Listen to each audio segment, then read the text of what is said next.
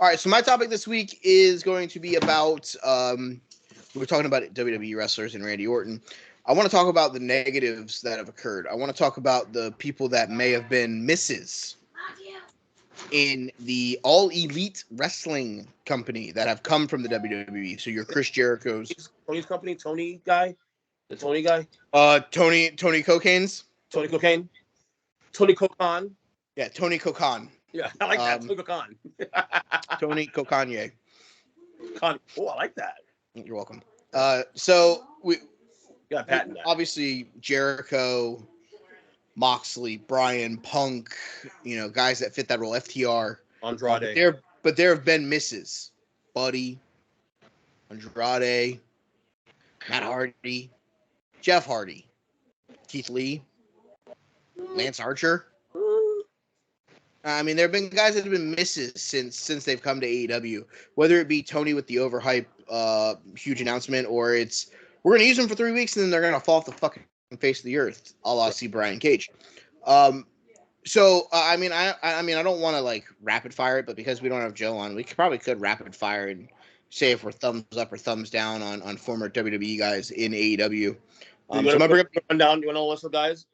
Sure, I'm going to open up my Wikipedia page and we can rapid fire it because we have wiki. I'm just saying we have time because we're waiting on Joe, obviously, to see if he makes it. Okay. So we have a little bit of time. So let me go to the roster real quick because I'm gonna try. If I lose you, I'm gonna call you back. But I'm gonna try to cut this off because it's still recording actually. Oh, okay. On my computer, but when I opened the Skype, it was Skype on my phone. It's still recording. The Skype. The Skype. Let me see if it's recording. Hold on a second. Is it good? I think we're good. It still says that you're recording on my end. The recording. Yes. Oh. So that's awesome. That's good to know, though, going forward in the future. All right. Number 1. Boom. No Gian? No, I'm going to go alphabetical order. Go ahead and pull.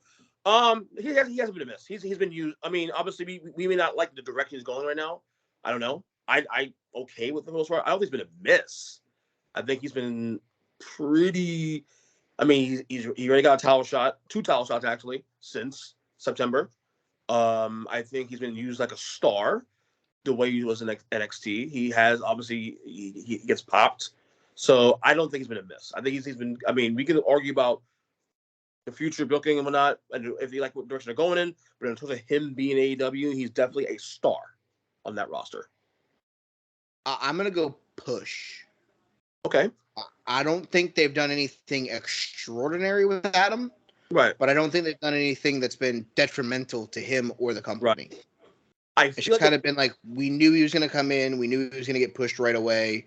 We knew he'd probably end up in a title feud, especially with Fish and O'Reilly coming with him. Mm-hmm. That was this whole Undisputed Elite stuff. It's obviously going to lead to the 2 of them, the 3 of them turning on the Bucks, which is going to lead to a 6-man tag with Kenny. Right. It is what it is to me. It's pretty transparent that looks to be the route that they're going. So I'm going to say push just because the stuff with Paige was good, but not great. Right. And you expect greatness from the 2 of them.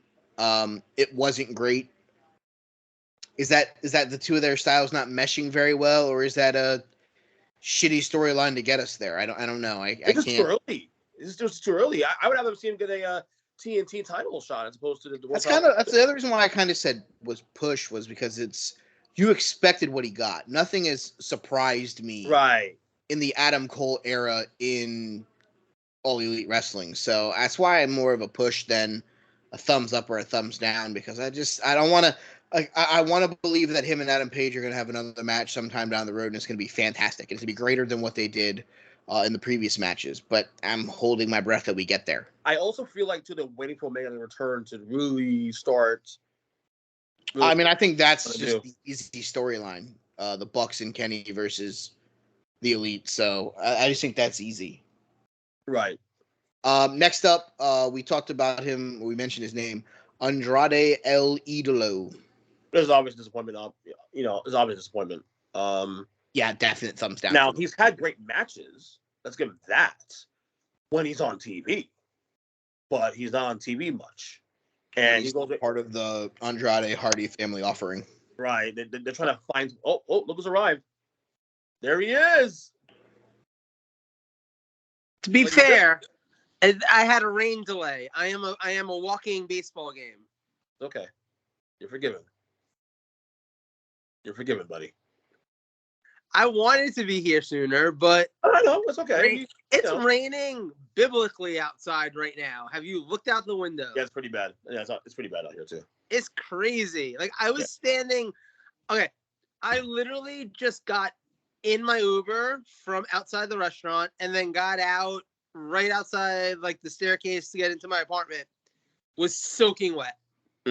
All it took was, like, the 2 seconds in between the car and awnings that were not doing their job because rain. Yeah, that sucks. So what I missed? Catch me up. They missed the first segment, the Orton segment. Appreciations of Orton. We did that like 3 months ago. No, that's what I'm saying. But we revisited because I listened to the episode back in October, and we did touch on that, but we didn't go into really a lot of detail. I think we can bring it back again and just kind of go more. I guess the main thing here is that we were doing a top 10. Is he in the top 10 all-time WWE superstars? I had him like 11, 10B. Mike has him in his top 10 officially now. And like I said, this started from a conversation I had on Monday on social media with a bunch of people, on Twitter, and it ended up being a big fucking conversation with a bunch of. It also started with the breaking news that I have Triple H in my top 3 of my WWE 40. Allegedly, yeah. I can see that. No, there's no alleged to it, but he's in my top 3. Well, I'm saying that because we haven't done a fucking WWE 40. There's a strong chance that he's number 1. I mean, interesting. We'll get there over the summer when we do WWE 40 when Joe does a list. Actually, Joe, you got a list, buddy? I mean, I will at the time. You'll listen to the close out of Mike's. Joe will have a list on Wednesday night where I tell him, "Hey, you got to do this because the show's tomorrow," and he's gonna go, "Yeah, I can do that at work tonight." Valid. Number 40, Taka Michinoku. Number 39, because he has a great name, Dick to Go. Number 25, Armbar. To be fair, I always forget that Dick to Go was in WWE, so he probably won't make my list. No, he definitely will because his name is Dick to Go. So hey, Joe, without context, does Orton crack your 10? I don't know about 10, definitely 20. I'll say definitely 15. I don't know about 10. I got to stop and think. I swear to God, if you put Randy Savage ahead of him like fucking Numbnuts has in front of him, I'm going to riot to the fucking end of the gills. I'm going to fucking riot that night. I don't know that Savage would, but I'm just thinking like right offhand, like Hogan. Like I would have to make room in my top 10 for Shawn Michaels, Kurt Angle, Eddie Guerrero. Wow. Those are a lot of my top 10 guys. Like honestly, like I would consider them. You do understand that Randy Orton's longevity is better than both of those guys combined, right? Yeah, but he also had that like 2-year stint where he really liked kicking people in the head. I don't know, that was bad. They tried to turn Eddie Guerrero's cousin into fucking Kerwin White. But they didn't do it to Eddie. They had Kurt Angle be the GM of SmackDown. He was awesome as the GM. He had Roman's cousin working for him. It's funny, Joe, because he also was hurt all the fucking time. If you look up to be a top 10, and you have two guys there already that I would consider it in the top 10, not in my top 10. Like Angle and Guerrero. Yeah, I don't have Angle or Eddie in my top 10. Like I love both, not in my top 10. Always got Hogan, always got Rock, Cena, Austin, Michaels, Taker, Savage, Bret Hart. I know, fuck Bret Hart, fuck you too. And then I had Lesnar, number 9. Yeah, I have to, when I actually sit down and do it, I have to think about what my criteria is for putting it together. So that's why, I said, I don't. Because what I'm getting at is if the criteria is just their WWFE runs, not Hogan being a part of the NWO, not fucking Eddie Guerrero's time in WCW before he came over, not, Angle and Impact and all that shit after. The guy who's been there for 20 years and has held every fucking title and has been pretty much always there is probably going to have an upper hand on some guys that were only there for 3 or 4 years. Like I said to you, like if you took Savage on your top 10, I'm not mad about that. Actually, I said that on the podcast that's recorded today. I'll tell you this much: Savage will realistically be in my top 15, slam dunk top 20. But I remember Randy a lot in my childhood as being a commentator because he didn't want to wrestle anymore. See, I'm obviously older than you guys. I did watch Savage but I'm saying I've gone back and watched everything that I can. No, Savage is in the middle of his best stuff, and he's just like, you know what? I'm good. I'm not saying that the argument is actually a good argument because I was saying on that podcast that in about a couple of years, I expect guys like Bret Hart and Savage to be out of that top 10 because you're going to make room for Roman, make room for Orton. Good luck for Bret Hart being in my top 10. Yeah, I don't expect that to happen. But yeah, I think when we say it's closer to 10, like to me, it's like 10A, 10B. See, the problem is it was between him and Triple H. You have Triple H at 10. That's cute. I have him in my top 3. No. He's not. It's not in the order. I'm just trying to find 10 guys. That's cute. But okay. So we did that already, Joe. First topic. Second topic. Now we started the AEW guys. These WWE guys. Are they so far? Are they bust or not bust? We started up with Adam Cole. I said it's okay, not bad. He said push for Adam Cole. What do you say, Adam Cole? Yeah, I went push. So wait, what's the criteria? Like we're doing what? Thumbs up, thumbs down? Thumbs up, thumbs down, thumbs in the middle, basically. I'm going to give a thumbs up to Adam Cole. Okay. Because I feel like he's having more success in AEW than he would have on Raw or SmackDown. I don't think he would have made it into the title picture on either of those where he's at least fought for the title against Paige. So I'm going to give him that, Why the face, Mike? Why the fucking face, dude? I would much rather have Adam Cole being the role of Austin Theory on Raw and being a champion rather than losing to Adam Page and now being stuck in a fucking dumbass storyline that's going to have Kenny Omega coming back as part of a fucking... I don't think he would have even gotten... Yeah, I don't think he would have even gotten the Austin Theory push. You're out of your mind. I don't think so. I don't think he would have gotten that level of a push on Raw or SmackDown. But what has he done? What has he done on AEW that's been great? No, I'm just saying I think he's had more success than he would have had on Raw. Losing isn't success. Losing is losing. Being in the title picture is success. There's no value there in that. Yeah, that's what I think. See, at this point, he's a stepping stone. He's the same thing that he was in NXT. So one hand I agree with you, Mike, on that. I would rather see him go to TNT title picture as opposed to the. I'd much rather him not been in a title picture at all and just come in and be fucking with the Red Dragon and do the shit with the Bucks and get that shit over with, rather than dragging that out for 9 fucking months. They've made that storyline in the Undisputed Era 2.0 storyline where we had fucking Bobby Fish get hurt 4 fucking times. Okay. I'm thumbs in the middle. I'm push because at the end of the day, I don't love what they've done from a standpoint of the matches weren't great. The matches were good. I'll say this much: the theme music alone gives a thumbs up. The theme music and the crowd reaction gives a thumbs up for me. He would have gotten that crowd reaction no matter where he went. I get it. It's awesome. There's nothing that they're doing that is made by AEW. There's nothing that they've done that they've gone out of their way to make him a better professional wrestler. I will say, well, I agree with you. Is definitely that it's not like, oh my god, he's like the greatest thing in the world. That I agree with you on that one, and probably he should have been an AEW top picture anyway. But I wouldn't say it's a bad run so far. It's a solid run, solid. That's why I said push, just because the matches weren't great. Right. They went Andrade after that. You said Andrade after that, right? Was Andrade? Yeah, we started the Andrade conversation and then Joe popped in. Yeah. Andrade is a thumbs down for me. He's a thumbs down. Yeah, we all said thumbs down. But it's not even that they're not using him better than WWE did. They're just not using him very much. Thank you. Like the Darby. AEW has this weird habit of putting guys in feuds, which is great. I like the Vince Russo, Paul Heyman approach of let's make sure everyone has something to do. here's the problem.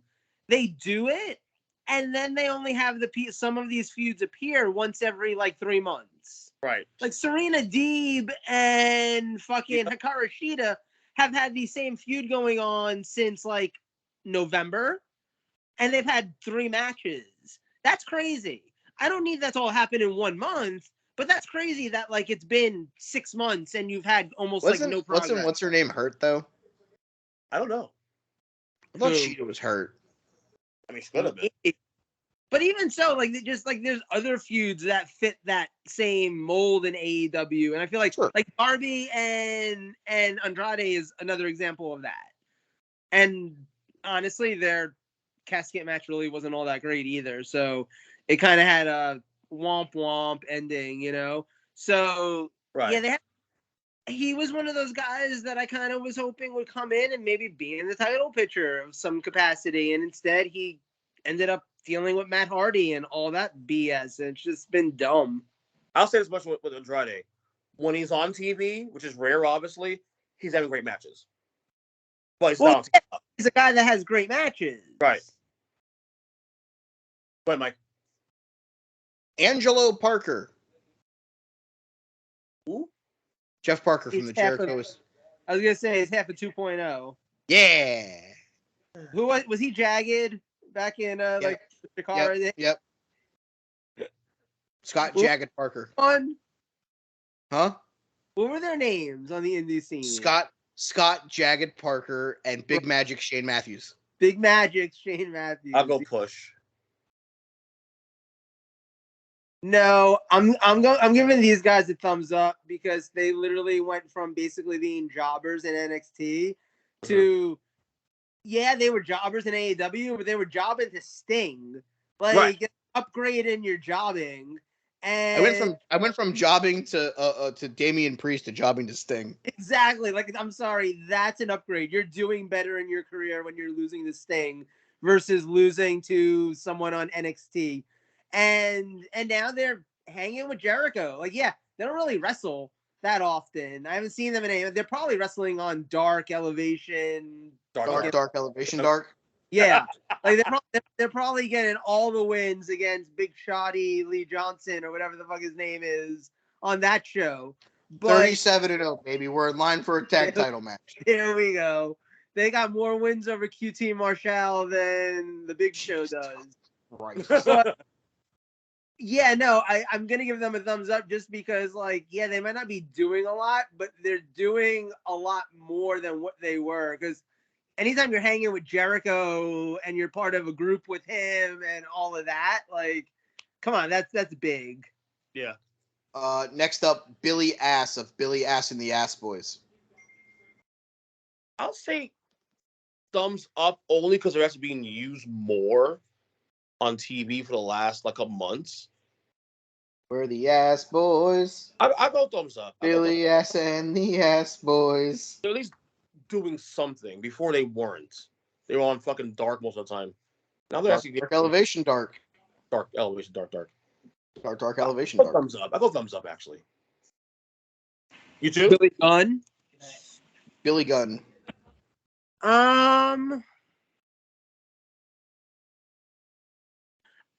He's a hard one, right? Because you can't compare him to his heyday. You can't compare his WWE run to his AEW run. No, it's not like it's not even night and day. It's like night and like it's completely two different things. It's literally like summer and winter in fucking Massachusetts. Exactly.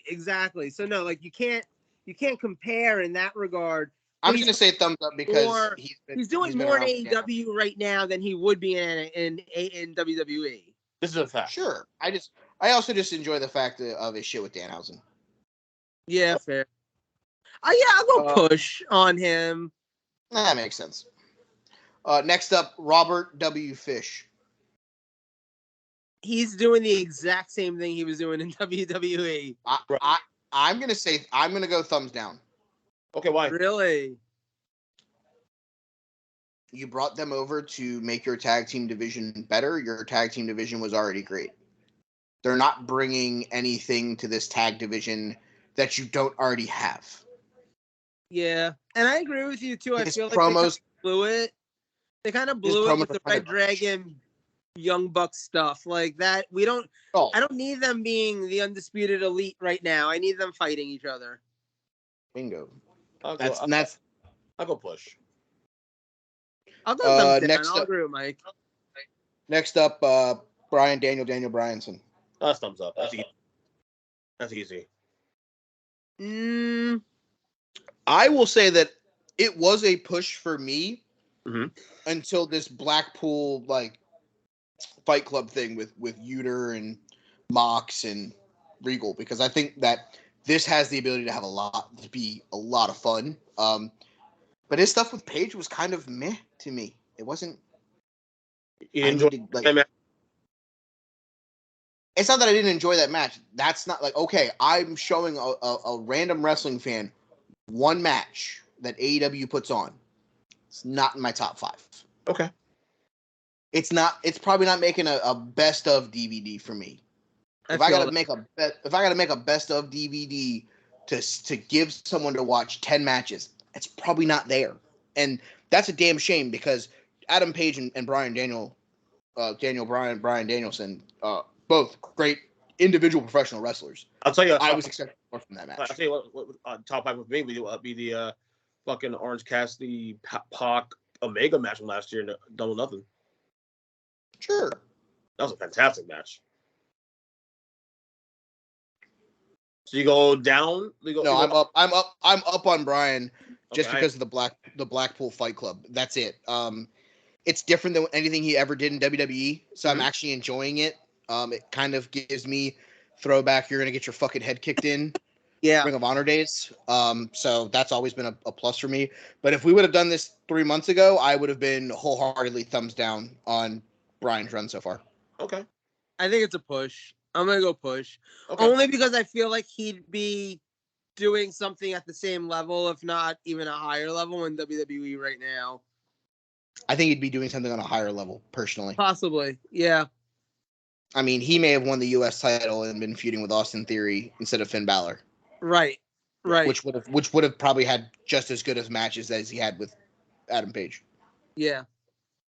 Next up, a man who still has not had a singles match on AEW Dynamite. We talked about him on a show either last week or the week before. The best kept secret, also in AEW, Buddy Matthews.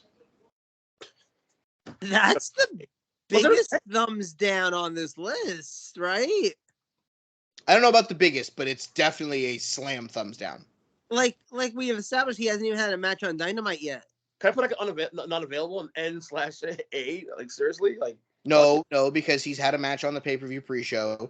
He's done things. He's part of the roster. He's done things. There was a sign that came out that said, "Buddy Matthews is all elite." That means you're fucking part of the roster, bud. Yeah, I'm thumbs down with you needing to do something crazy to get it anywhere back to being a middle. Right. Yeah. Easy. I'm just gonna snap thumb this up because these guys have had great matches ever since they've come to All Elite Wrestling, including the match last night where the guys faced each other for the first time and probably only time ever. Give me Cash and Dax. Give me FTR. Easily thumbs up. Probably my favorite of all the WWE, cast-offs. To be fair, I think if we were doing this like 6 to 8 months ago, they might have been closer to a push or a thumbs down. Because there was a while where they really weren't doing anything, honestly. I think they were part of the Pinnacle, but like the way that, Pride and Powerful was part of the Inner Circle, you really didn't have a lot going on with them. I would have still leaned towards thumbs up because of the stuff with the Young Bucks when they first came in. Right. That put them on a whole nother level from the very beginning. It gave them cushion to not be great for a couple months. There are guys who, like Brian could go be part of Blackpool Fight Club. It could be the greatest thing of all time. He could take 3 months off to be with his kids and Bree, and I would then come back and be like, oh yeah, still a thumbs up because that shit that he did 3 months ago was awesome. Yeah. True. Yeah, I mean, I'll give them I'm gonna give them a thumbs up, obviously, right now. But I do think that their pushes and them being used in AEW has increased exponentially in the last 3 months. Right. And I think it's also because of the fact that they're now the Tony Khan Presents Ring of Honor World Tag Team Champions. Yes, 100%. Former first ever undisputed champion, Le Champion.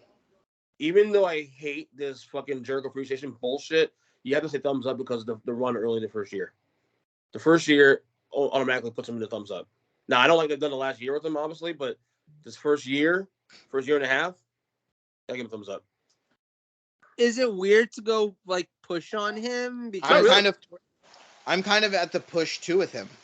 Only because he's another one where I say it's not like if he was in WWE, he'd be feuding with Reggie right now.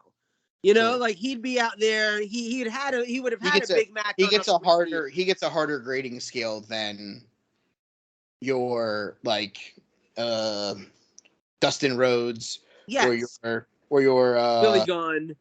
Yeah. He gets the same one that Brian gets, where it's like you left at the top. Him and Moxley, like the three of them are the ones where you're just like, I can't expect that they'd be like mid-card jobbers right now. Right. Exactly. Like Brian literally was in the main event of WrestleMania the same year that he went to AEW. Yeah, he would have been still a big part of the show. Within 6 months of each other too. Yeah. I'm gonna go thumbs in the middle, and it's more or less because while what they did at the Inner Circle was good, it had the potential to be great. And we kind of just pissed away Pride and Powerful. Yeah. Jack Swagger was nowhere to be found. Yeah. Do we put that on Jericho though? If Jericho, one of those guys, involved more, I think that there's one person that Tony would listen to, and I think it's Chris. I think Chris is one of those guys. He may not get creative control, but he probably has a big say in some shit that he's doing. I feel you on the whole thing with Pride and Powerful. We've been saying this on this podcast for 2 years now. What the fuck? Let's go. Push it back. So, another man who came over from WWE, let's go with Christian Cage. Oh, I'll say thumbs up only because he's doing more I thought he would be doing, honestly. At least initially. No, he's a thumbs down because if he was on Raw or SmackDown right now, he would be someone that's involved in, at the very least, the Intercontinental U.S. title scenes. He'd be involved in this Edge storyline in some capacity, or he'd have been someone that Roman Reigns could have beat, like at one of these random months during his title reign. He would be used a lot more. Honestly, the way that they use him in AEW is more akin to signing a veteran quarterback to have on your team, who's like sitting on the benches, kind of helping people out, but then when you need to put him in, you know you're going to get a touchdown. I would say now I agree with you on that. What you're telling me is Christian Cage is playing the role of Ryan Fitzpatrick. Yes, exactly. But the thing is, if he was in WWE right now, like Ryan Fitzpatrick gets to play every season in WWE. He doesn't really get to play every season in AEW. It's true. He was used a lot though early on. He was feuding Omega. He headlined a fucking pay-per-view. I mean, I think that's more like, yeah, he beat Kenny Omega for the Impact Wrestling World title. Right. He pinned that loss on Kenny that nobody else could. And then he fell off the fucking face of the earth and he became the Marco Stunt of Jurassic Express. Yeah, for real. Like, I know he fit the Marco Stunt role, but they didn't have to make him fit it so much that he's like never even on TV. I can understand.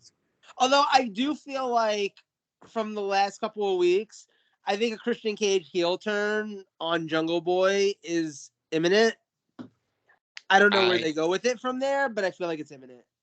And I think that's the route you go. And I think you just have Cage get a new tag partner. Maybe it's Brian Cage and we have the Cage brothers. Something to do, right?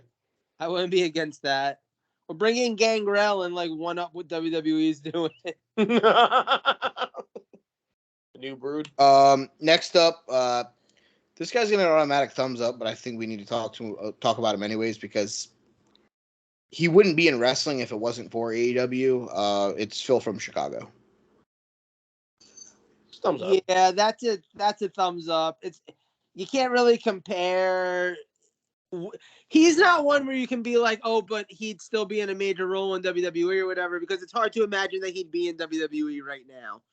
Yeah, no, it's got to be a thumbs up because he wouldn't be in the business if it was just WWE. Yeah, Right. Exactly. And it's not like they haven't used him fantastically. It's not like he hasn't had a couple of really great feuds already in his time in AEW, and now is going to be. He's a great guy to challenge for the belt, and I don't even know that he's not going to win the belt. You know, like I feel like there's a scenario where he's the person who's the transitional champion to get it over to MJF. Or something like that. I feel like there's room for him to possibly take that title. Honestly, we've had the Punk MJF stuff. I'm good. I'm good for a little bit. Same for the whole time.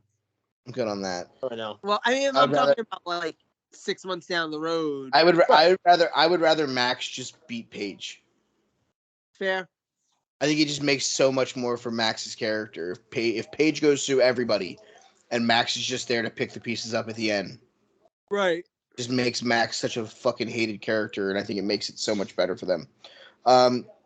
Obviously, I'm not going to talk about like the Colt Cabanas of the world and the Eddie Kingston. You're not going to talk about Scotty Goldman? No, we're not going there. We're going to jump down to.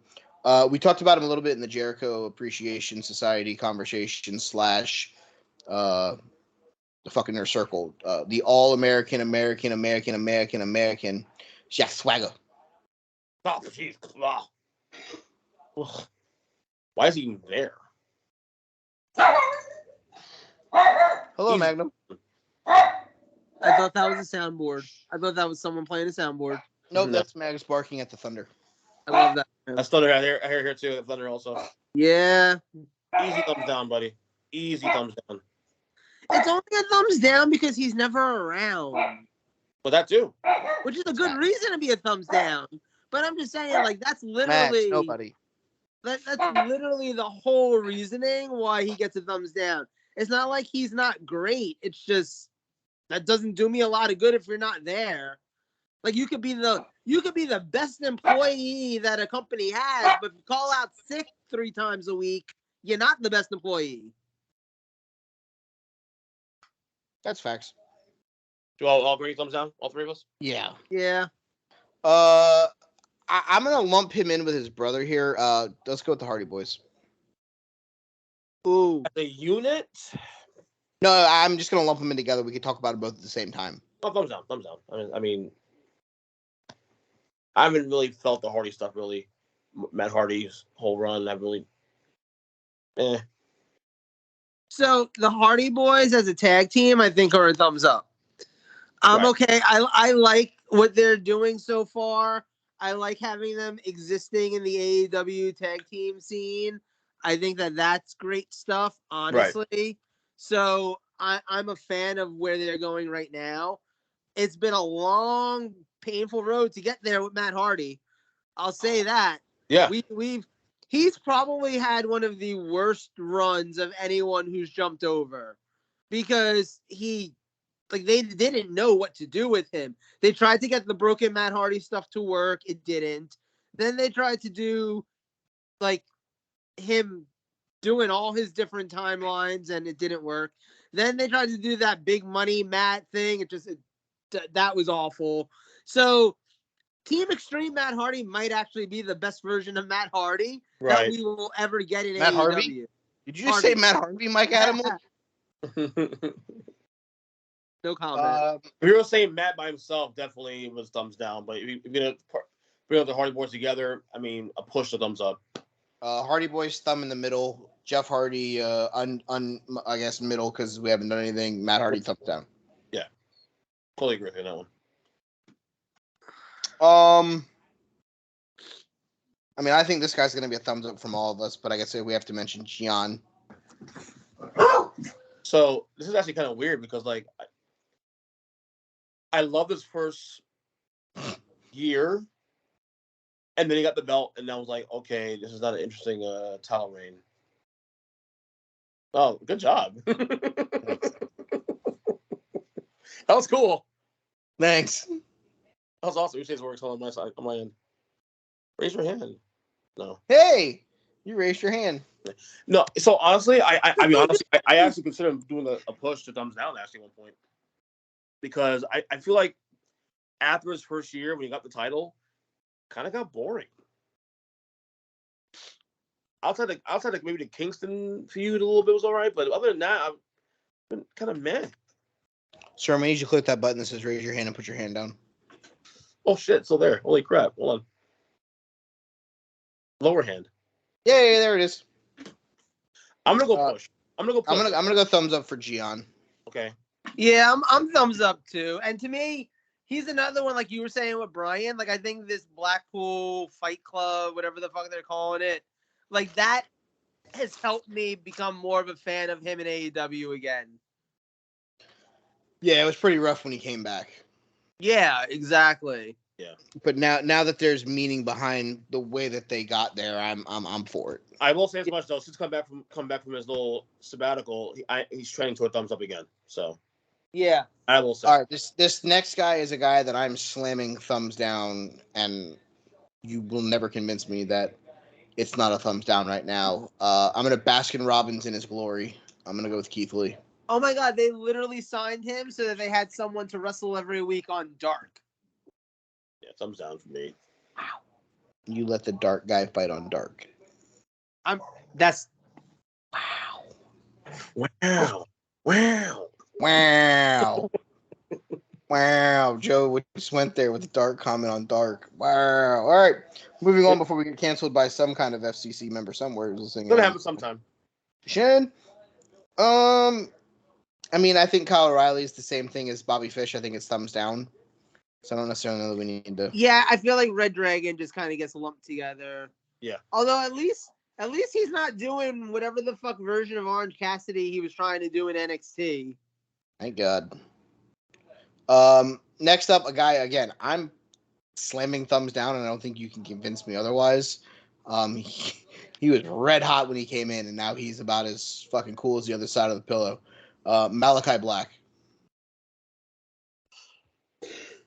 I'll say push, only because the first, say, 4 or 5 months was solid with him and Cody. But been shit ever since. If we weren't at the show that he debuted, I would have even been like, yeah, this is a fucking slam dunk no. I mean, House of Black's potential to be good, but it's about booking. Sure. If this House Torture, Death Triangle, House of Malachi Blackish Blacklist feud is cool, then maybe. I'll go push for now because I enjoyed the first couple months of him being there. We're still less than a year from him getting there, so. No, I'm a thumbs down, and it makes me sad to be a thumbs down. Yeah. I really. He should be thumbs up. I want to be thumbs up so bad because I love watching Malachi Black wrestle. Exactly. It's just not that good. That's 100% exactly how I feel. Like I want to be a thumbs up so badly, but it's not good. It's just not there. No, like he should be someone that like should be in a title picture of some sort. Put him on Tony Khan Presents Ring of Honor. I mean, I would much rather him be there. He's a character. He's a guy that should be in your world title scene, and like he's not even close to sniffing it right now in AEW. No. Not wrong. Next up, a guy who's been on the shelf with an injury that was having a pretty good run. Miro. I'll go thumbs up because the run was good with the title. I'm gonna go up because the only reason why he hasn't been seen is because he's hurt. Yeah. It's not like a lack of booking him. It's not like a lack of him being on the show. He's literally hurt. I wasn't a big fan of the whole thing with him and Kim Sabian, but once he got out of that, it was fucking sky's the limit. Yeah, once he got out of that, things were a lot better. I feel like. Once he was no longer the best man. I think also that was simply something designed to just, he's going to turn on me eventually, and he's going to look like a fucking juggernaut. Right. Who's someone that we can have him throw around? Kip Sabian. It's a logic pad, in other words. Yeah, it worked. So I'm going to go thumbs up on Miro. Right. Me too. The current Ring of Honor World Television Champion, Joey Samoa. Too early, right? I feel like it's too early. 3 weeks only. I mean, I was gonna say push because he's wrestling for AEW. He would be on commentary more likely than not for WWE because I don't know if they would let him get cleared. Right. So, but him on commentary is great. So, Yeah, sorry. I mean, I guess we can talk about him because he's been not really used, and they tried to overhype this guy's bring in for some fucking reason. The premier athlete, Tony Nese. It's he's a push. But, He's not doing anything more than he was doing in WWE, Right. which right. basically being on their version of AEW Dark 205 Live. Yeah, I go push also too. That's really it. None of the women have really had extended runs with the exception of Tony Storm, and I'm gonna go. Ruby Riot. Yeah, Oh, Ruby I'm sorry. Soho. I'm sorry, Ruby Soho. I'm gonna say thumbs down on Soho and on Tony just because they haven't done shit with either one of them. Yeah, valid. Is she the only female defector? Tony and Ruby. So far. It's only too early too. She just got there. They're not bad. They're crap. Why is Ember Moon still hasn't shown up? I was just saying that earlier today. I saw her. I think it's an Ember decision. True. Could be. What's she gonna do? Go be part of the fucking Cargill baddie section?